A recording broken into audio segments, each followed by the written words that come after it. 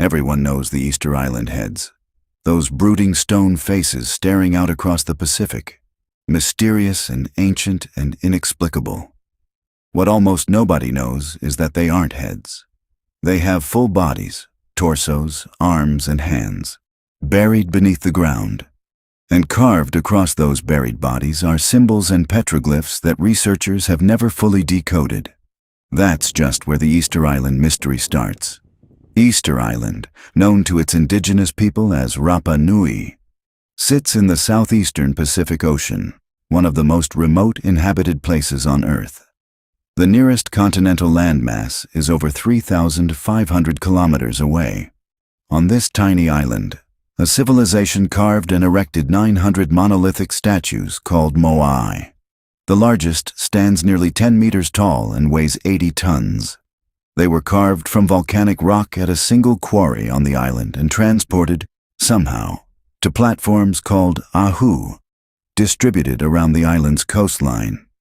The excavations that revealed the buried bodies began in the 1910s and were expanded significantly in recent decades. What emerged from the ground was extraordinary. The buried torsos are covered in intricate carvings, crescent shapes, geometric patterns, and symbols that appear nowhere else in the archaeological record. Some researchers believe these symbols represent a connection to the undeciphered Rongorongo script, one of the world's few remaining undecoded writing systems, also from Easter Island. The statues weren't just heads placed on a hillside. They were complete figures, buried to their shoulders by centuries of accumulated sediment, staring eternally outward as guardians of something we no longer understand. For decades, the question of how the Rapa Nui moved multi-ton stone statues across the island without wheels or large animals seemed almost unanswerable. The answer, when researchers finally worked it out, was elegant.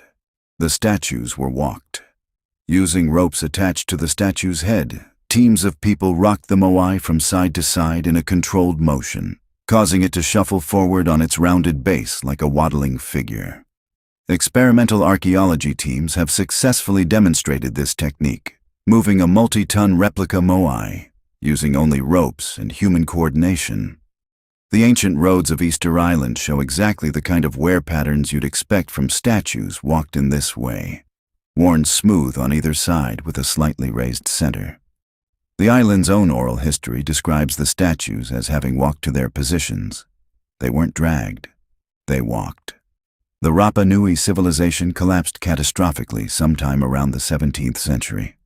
The statues were toppled, deliberately, by the islanders themselves. The population plummeted. The sophisticated culture that had built the moai essentially ceased to exist. What caused it has been debated for decades. The traditional explanation blamed ecocide. The islanders cut down every tree on the island to use as rollers for moving statues, destroying their ecosystem and causing agricultural collapse. More recent research complicates this picture. Evidence suggests European contact and the diseases that followed played a significant role.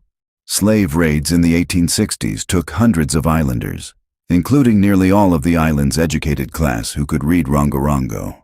When those people died of disease in Peru, they took the knowledge of the script with them. The collapse of Easter Island may not have been self-inflicted. It may have been inflicted from outside.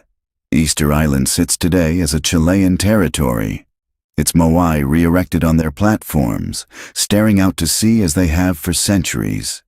Tourists photograph them thinking they're looking at heads. They're looking at something far more complex. The remnants of a sophisticated civilization that built extraordinary things in one of the most isolated places on Earth, and then lost everything in the space of a few generations. The bodies are still being excavated. The petroglyphs are still being studied. The Rongorongo script is still undecoded.